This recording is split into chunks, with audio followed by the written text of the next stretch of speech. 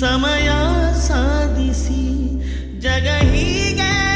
ಮುಖವಾಡ ಧರಿಸಿ ಈ ನೋವಿಗೆ ಕೊನೆಯೇ ಇಲ್ಲವೇ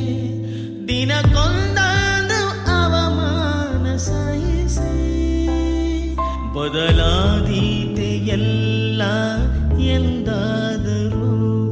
ಸದಾ ನೋಡುವಂತ ಆಕಾಶ ಭೂಮಿ